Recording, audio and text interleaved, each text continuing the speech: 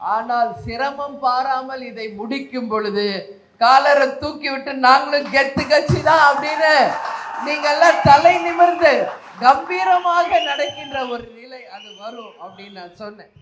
So இன்னைக்கு அந்த நிலை வந்திருக்கிறது. அதுக்கு தான் நம்ம அத்தனை பேரும் சேர்ந்து இந்த வெற்றியை இன்னைக்கு ஆலோசனை கூட்டமாக கொண்டாடிட்டு இருக்கோம். உங்கள் ஒவ்வொருவரின் உள்ளத்தை தேடி உங்கள் அந்நியார் இன்னைக்கு உங்க இந்த ஆலோசனை கூட்டத்தில் கலந்து கொள்ள வந்திருக்கிறேன். தலைவருடைய ரத யாத்திரை தமிழ்நாடு முழுக்க செல்லும் இடமெல்லாம் அனைவரும் வரவேற்கக்கூடிய அளவு, போற்றக்கூடிய அளவு மிக சிறப்பாக தமிழ்நாடு முழுக்க இருந்துச்சு. நீங்க எல்லாம் யூடியூப்லயும் சேனல்ஸ்லயும் பார்த்திருப்பீங்க. தலைவர் அவர்கள் ஒப்பற்ற ஒரு தலைவர், சிங்கநிகர் தலைவர். அவருடைய தைரியம், கம்பீரம் இன்னைக்கு யாருமே அந்த மாதிரி ஒரு தைரியமான ஒரு தலைவரை நாம் பார்க்க முடியாது என்று உதாரணமாக வாழ்ந்தவர். தன்னுடைய வாழ்நாளில் மக்களுக்காகவே வாழ்ந்து ஒரு ரோல் மாடலாக இருந்தவர் நமது கேப்டன் அவர்கள். கருப்பு எம்ஜிஆர் என்ற பெயர் அவருக்கு மக்கள் கொடுத்தது, நம்ம கொடுக்கல. ஏன்னா புரட்சி தலைவர் எம்ஜிஆரை தன் வாழ்க்கையில ரோல் மாடலா எடுத்துக்கிட்டு ஒரு மனிதர் வாழ்ந்தா எப்படி வாழணும் என்பதற்கு ஒரு இலக்கணமாக கேப்டன் எம்ஜிஆர் மாதிரி ஃபாலோ பண்ணி வாழ்ந்தார். அது எல்லாருக்கும் தெரியும். இன்னைக்கு நம்ம தலைவர் எங்கும் போல நம்ம கிட்ட தான் இருக்கார். நம்ம ஒவ்வொருவருடைய ரத்தத்திலும் உணர்விலும் மூச்சிலும் நம்மளுடைய ஒவ்வொரு நாடி நரம்பிலையும் நம்மளோட கலந்திருக்கிறார் நம் தலைவர் அவர். அதனால நான் எல்லா இடத்துலையும் சொல்றதுதான், இப்ப உங்ககிட்டயும் சொல்றேன், கேப்டன் ஒருவர் தான். ஆனா தமிழ்நாடு முழுக்க லட்சக்கணக்கான கேப்டன்களை அவர் உருவாக்கி விட்டு தான் போயிருக்கிறார். இன்னைக்கு நாம சென்னை சிட்டியில இருக்கோம். இன்னைக்கு தமிழ்நாடு முழுக்க நம்மளுடைய கழக நிர்வாகிகள், தொண்டர்கள் எவ்வளோ பேர் இருந்தாலும் அடிக்கடி உங்களை எல்லாம் தலைமை அலுவலகத்தை வர வச்சு எல்லாருக்கும், தலைவர்களுக்கு பூ போடுறதா இருக்கட்டும், ஒரு வணக்கம் செலுத்துவதா இருக்கட்டும், கொடி நாளாக இருக்கட்டும், எந்த ஒரு நிகழ்ச்சியாக இருந்தாலும் உங்களோடு சேர்ந்து அந்த விழாவை கொண்டாடுவதில் தேசிய முற்போக்கு திராவிட கழகம் பெருமை அடைகிறது என்பதை இந்த நேரத்தில் நான் சொல்ல கடமைப்பட்டிருக்கேன். அதான் தலைவர் எங்கும் போல தலைவர் ரூபத்தில் உங்களை நான் பார்க்கிறேன், உங்கள் ஒவ்வொருவரை நான் பார்க்கிறேன். கேப்டன் இன்னைக்கு கரை வேட்டி கட்டி ஒரு சிங்கநிகர் தலைவரா உங்களுக்கு எல்லாம் வாழ்ந்துட்டு போயிருக்கார்.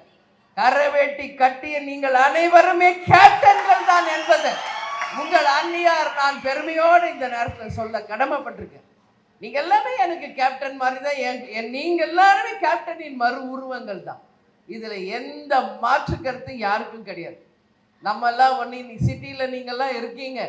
நம்ம ஒன்றும் டாட்டாவோ பிர்லாவோ அதானியோ அம்பானியோ கிடையாது. அன்றாடம் நாம் உழைத்து ரத்தத்தை வியர்வையாக சிந்தி இந்த கட்சிக்காக உழைத்து கொண்டிருக்கிறீர்களே, இந்த கட்சிக்கு நிகர் நீங்க மட்டும்தான். எனக்கு தெரியும், நீங்களாம் நினைக்கலாம் அன்னைக்கு எப்படி தெரியும் நம்ம எப்படி இருக்கோம்னு. அப்படி கிடையாது. உங்க அண்ணி இருக்கிற மாதிரி தான் இருக்கும். எல்லாரும் லைஃப் எப்படி இருக்கீங்க, எப்படிலாம் நீங்க உழைச்சி உங்களுடைய குடும்பத்தையும் இந்த கட்சிக்காக நீங்க எல்லாரும் ஈடுபட்டு இந்த கட்சியை உங்கள் உயிருக்கு இணையாக வளர்த்து கொண்டிருக்கிறீர்கள் என்பது எனக்கு தெரியும். இந்த நேரத்தில் உங்களுக்கெல்லாம் நான் நன்றி சொல்லன்னு வேற எப்ப சொல்ல முடியும்?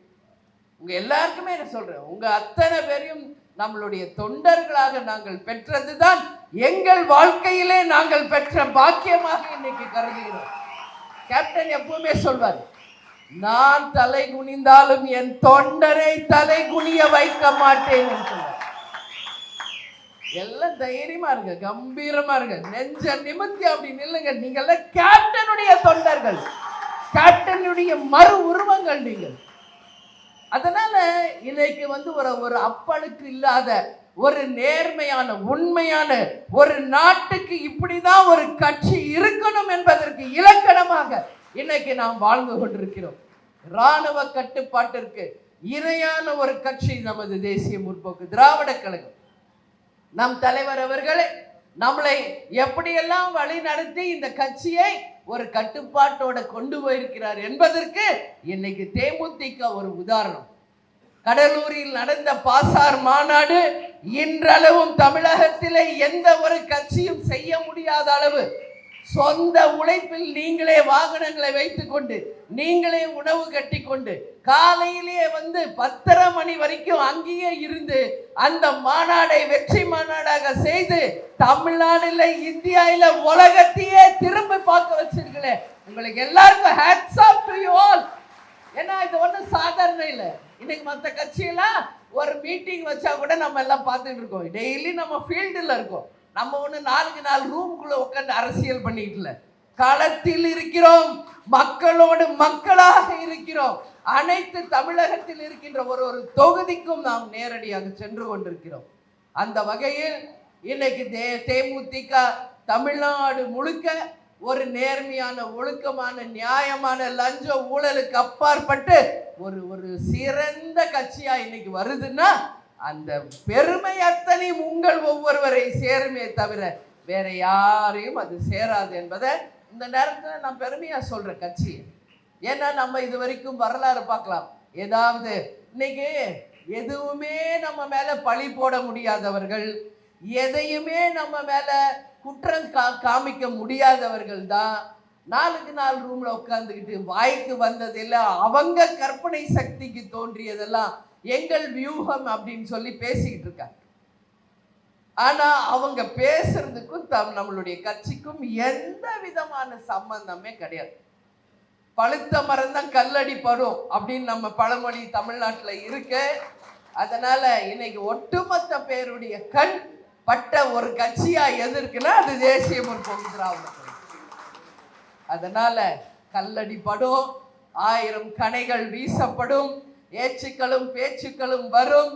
ஆனால் அதை எல்லாம் புறம் தள்ளி நம் தலைவர் நமக்கு வகுத்த பாதையில, நம் தலைவர் நமக்கு சொல்லி கொடுத்த அந்த கண்ணியத்தோடு வெற்றி ஒன்றே நமது இலக்கு என்று சொல்லி நமது கவனத்தை சிதற விடாமல் அடுத்து வருகின்ற தேர்தலில வெற்றி ஒன்றே நமது இலக்கு என்று நம் பயணத்தை நாம் தொடர்ந்து நடத்துவோம் என்பதை நான் கேட்டுக்கிறேன். கேப்டன் எப்பவுமே சொல்வார், அரசன் அன்று கொன்றால் தெய்வம் நின்று கொள்ளும் என்று சொல்வார். இன்னைக்கு கேப்டனை ஏமாத்தினவங்க, கேப்டனை பழிச்சு பேசியவங்க, இந்த கட்சியை தங்கள் வாய்க்கு வந்ததெல்லாம் பேசினவர்கள் எல்லாம் இன்னைக்கு எப்படி இருக்கிறார்கள் என்பது அவர்கள் வாழ்கின்ற வாழ்க்கையை ஒரு உதாரணமாக இருக்கிறது என்பது எல்லாருக்கும் தெரியும். அதனால இது போல ஒரு சீப்பான, ஒரு தரம் இல்லாதவர்களை எல்லாம் நாம சிந்திக்காமல் நம்மளுடைய வேலை என்ன? இது ஒரு கட்சி. இப்ப தேர்தல் வருது, அடுத்த தேர்தல். இந்த தேர்தல்ல நம்மளுடைய நோக்கம் என்ன? வெற்றி ஒன்றுதான் நமது இலக்கு என்று சொல்லி அந்த பாதையில் நாம் எல்லாரும் பயணிச்சு உங்கள் அத்தனை பேரையும், உங்களை இப்ப என் கண்ணுக்கு முன்னாடி நீங்க எல்லாம் இருக்கீங்க. என் மகளிர் அணி சகோதரிகள் மஞ்சள் சேலை கட்டின அத்தனை பேரும் எனக்கு லேடி கேப்டன்களாக, தலைவரினுடைய உயிர் உண்மையான நீங்க தெரியுறீங்க. அப்போ நான் என்ன சொல்றேன், உங்களை எல்லாம் இப்படி ஒவ்வொரு பகுதி வட்டம் தொண்டர்களாகவே தான் பார்க்கணுமா? எழுதி வச்சுக்கோங்க. Get ready for the elections. DMDK is ready to contest the elections. நாம ரெடியா இருக்கோம். தேர்தலை சந்திக்க தேமுதிக ரெடி. உங்களை எல்லாம் உங்கள் அண்ணி இப்ப சொல்றேன், வெகு விரைவில் வருகின்ற சட்டமன்ற தேர்தல் முடிஞ்சு உள்ளாட்சி தேர்தலில் இங்க இருக்கின்ற எத்தனை பேர் நீங்க கவுன்சிலர்களாக உறுதியாக ஜெயிக்க வச்சு உங்களை அரசு பதவியில் அமர்த்துவதாக என்னுடைய முதல் வேலை. இப்போ நிறைய பதவிகள் இருக்கு கவர்மெண்ட்ல, கவுன்சிலர், துணை மேயர், மேயர், அதே மாதிரி மண்டல பொறுப்புகள் என்று எத்தனையோ இருக்கு. அதே மாதிரி இன்னைக்கு அரசு பதவிகளில் எத்தனையோ இருக்கு. நீங்க எல்லாரும் உங்கள் வேலையை சரியா செய்யுங்க. நீங்க யாரை பத்தி பயப்படாதீங்க. உங்க வார்டுல உங்களுடைய ஃபேஸ் ஃபெமிலியர் ஆக்குங்க. நல்லது கெட்டதுல போய் கலந்துக்கங்க. மக்களா தலைவர் நமக்கு சொல்லி கொடுத்த அந்த வழியில மக்களுக்காக இந்த கட்சி நாம் உழைத்து கொண்டே இருக்கணும். நம்மால முடிஞ்ச உதவியை நம்ம எப்பவும் செய்யணும் நம்ம தலைவர் சொல்லியிருக்காரு. அதனாலதான் நாம் இயன்றதை செய்வோம், இல்லாதவருக்கு என்ற ஒரு வாசகத்தையே நமக்கு தலைவர் கொடுத்துட்டு போயிருக்காரு. அதனால நிச்சயமாக இன்னைக்கு என்னுடைய நிர்வாகிகள், தொண்டர், நாளைய கவுன்சிலர்கள், நாளைய மண்டல பொறுப்பாளர்கள், நாளைய துணை மேயர்களாக நிச்சயம் நீங்கள் வருவீர்கள் என்பதுல எனக்கு எந்த விதமான டவுட் கிடையாது. உங்களுக்கு யாருக்காவது டவுட் இருக்கா? எல்லாரும் கான்பிடென்டா இருக்கீங்களா? உறுதியா இருக்கீங்களா? எலெக்ஷனுக்கு ரெடியா இருக்கீங்களா? ஏன் நான் இதை கேட்கிறேன்னா உங்களுக்கு எல்லாம் தெரியும், ராஜ்யசபா எலெக்ஷனுக்காக டேட் வந்து இன்னைக்கு அறிவிக்கப்பட்டுள்ளது. அதாவது 26ஆம் தேதி வேட்பு மனு தாக்கல் செய்யப்பட்டு 5ஆம் தேதியோடு அந்த ஸ்க்ரூட்டனி முடிஞ்சு மார்ச் 16ஆம் தேதி ராஜ்யசபா தேர்தல் நடக்க இருக்கிறது. அன்று மாலையே அதுக்கான ரிசல்ட்டும் வர இருக்கிறது என்பதை இந்த நேரத்தில் நான் சொல்றேன். அதே போல இறுதி வாக்காளர் பட்டியலும் வெகு விரைவிலே அறிவிக்க இருக்காங்க. நமக்கு தெரிஞ்ச தகவல் படி மிடில் ஆஃப் மார்ச், அதாவது 13 இல்ல 14க்குள்ள நம்மளுடைய தேர்தல் தேதி அறிவிக்கப்பட இருப்பதாகவும் ஒரு தகவல் வருகிறது. ஏப்ரலிலே நிச்சயமாக நம்மளுடைய தேர்தல் வந்துடும். அதனால ஏப்ரல் முடிவதுக்குள்ள, அதாவது சித்திரை மாசம் தமிழ் புது வருஷம் வர்றதுக்குள்ள நிச்சயம் தேர்தல் முடிஞ்சு ரிசல்ட்டும் வர இருக்கிறது என்பதை இந்த நேரத்தில் சொல்றேன். அங்கிருந்து சரியாக ஒரு 4-5 மாதத்துல எல்லா இடத்திலும், அதாவது கார்பரேஷன்ல வந்து நம்மளுடைய எலெக்ஷன்ஸும் ஊரக பகுதியில ஊரக உள்ளாட்சி தேர்தல்களும் நிச்சயம் நடக்கும். அதுல நீங்கள் அனைவரும் வெற்றி பெற வேண்டும் என்பதுதான் ஒரு அம்மாவாக, உங்க அண்ணியாக என்னுடைய ஆசை என்பதை உங்க முன்னாடி நான் சொல்ல கடமைப்பட்டிருக்கேன். நீங்க யாரும் பயப்படாதீங்க. எல்லாருக்கும் பதவிகள், வாய்ப்புகள் சமமாக பகிர்ந்து தரப்படும். இங்க எந்த ஓர வஞ்சனியோ இவர் எனக்கு வேணும் அவர் வேணாம், இங்க ஈகோ எதுக்கும் இடம் கிடையாது. எல்லாரும் இந்த கட்சிக்காக உழைச்சிருக்கீங்க, எல்லாரும் இந்த கட்சிக்காக பயணிச்சிருக்கீங்க. ரசிகர் மன்ற காலத்திலிருந்து இன்னைக்கு வரைக்கும் இந்த கட்சிக்காக, கேப்டனுக்காக உண்மையாக உழைத்து கொண்டிருக்கிற உங்களுக்கு அந்த பதவிகள் தேடி வரும். இங்க அயனாவரம் தான் இப்ப பார்சாதி சொன்ன மாதிரி அதிகமான ரசிகர் மன்றங்கள் இருந்த இடம்.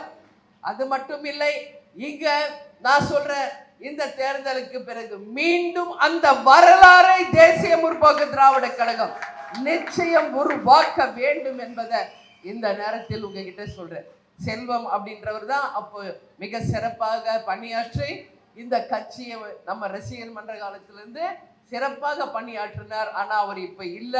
அவரும் கேப்டனோட சேர்ந்து 2 பேரும் அங்கிருந்து அவங்களோட பிளஸ் நமக்கு எல்லாருக்குமே கிடைக்கும் என்பதுல மாற்று கருத்து நமக்கு ஒண்ணுமே இல்லை. அதனால நம்ம தலைவர் நிச்சயம் தெய்வமாக இருந்து நம்மளை வழி நடத்துவார் என்பதை உங்க முன்னாடி நான் சொல்ல கடமைப்பட்டிருக்கிறேன். எனவே வெகு விரைவில் இன்னும் இருக்கின்ற ஒரு 80% முடிச்சுட்டீங்க. ஒரு 20% பூத் கமிட்டிகளையும் 100% முடிச்சு தலைமை அலுவலகத்திலே அந்த ஃபைலை நீங்க கொண்டு வந்து ஒப்படைக்க வேண்டும் என்று உங்க எல்லாரையும் பார்த்து நான் கேட்டுக்கிறேன். ஒப்படைப்பீங்களா? உறுதியாக வெகு விரைவில் அந்த பணியை நீங்கள் செய்யும் பொழுதுதான் நீங்கள் தான் நாளைய கவுன்சிலர்கள் என்பதை நீங்க இப்பயே டிசைட் பண்ணி வச்சுக்கோங்க. சரிங்களா? அதனால நீங்க யாரும் கவலைப்பட வேணாம். என்னடா அண்ணி இன்னும் கூட்டணியை பத்தியே சொல்லவே மாட்டேங்கிறாங்களே அப்படின்னு பூரா பேர் நினைச்சுக்கிட்டே இருக்கீங்க இல்லையா? எல்லாருடைய எதிர்பார்ப்பு அதுதானே. நம்ம நிர்வாகிகள் ஒரு அமைதியா தான் இருக்கீங்க. இந்த முன்னாடி வச்சில நிக்கிறாங்க பாருங்க கேமரா வச்சு, அவங்க தான் ரொம்ப பயங்கர டென்ஷன் ஆகுறாங்க, எமோஷன் ஆகுறாங்க. நம்ம மாவட்ட செயலர், நிர்வாகி, தொண்டர்களும் கூலா இருக்காங்க. ஓகே, அன்னி கரெக்ட் டைம் கரெக்ட் டிசிஷன் எடுப்பாங்க அப்படின்னு நீங்க கான்பிடென்டா இருக்கீங்க.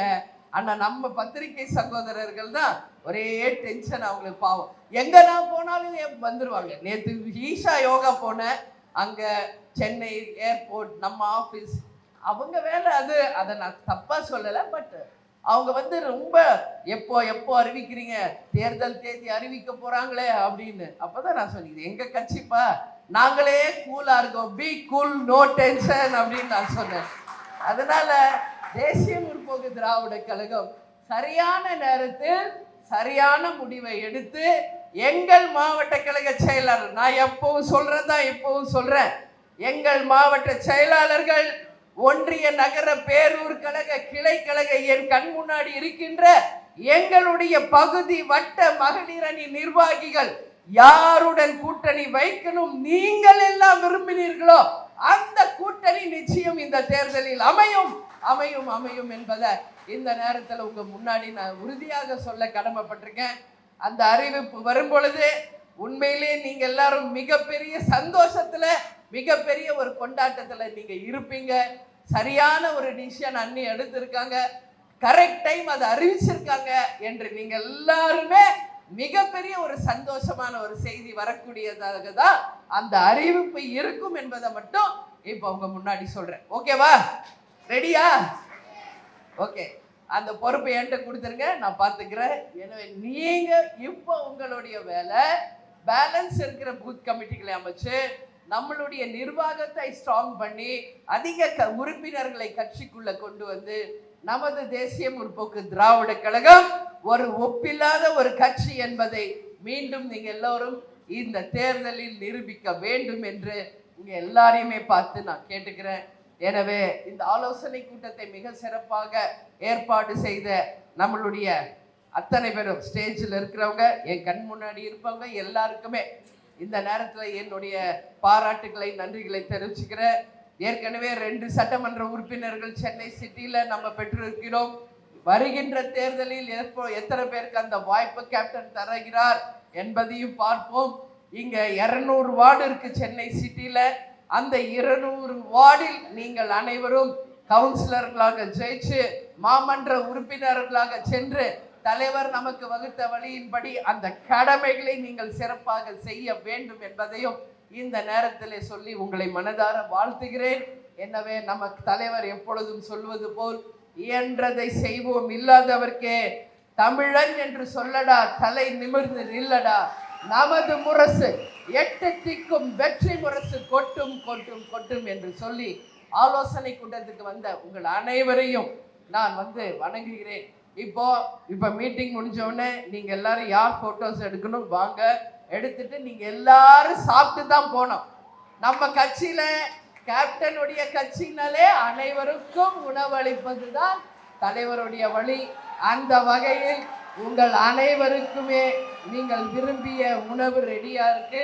ஸோ இருந்து எல்லாரும் சாப்பிட்டுட்டு பத்திரமா வீட்டுக்கு போகணும் அப்படின்னு சொல்லி மீண்டும் வெகு விரைவில் உங்களை சந்திப்பேன். ஏன்னா நேர்காணல் வச்சிருக்கோம் 20, 21, 22 தலைமை அலுவலகத்தில் 3 நாள் முழுதாக நேர்காணல் நடக்க இருக்கிறது. ஸோ இன்னும் ஒரு நாள் கேப்ல மீண்டும் உங்களை நான் சந்திப்பேன். அந்த சந்திப்பு மகிழ்ச்சிகரமானதாக, உற்சாகமானதாக, கொண்டாட்டமாக இருக்கும் என்பதை மட்டும் இந்த நேரத்தில் சொல்லி உங்களிடமிருந்து விடைபெறுகிறேன். நன்றி, வணக்கம்.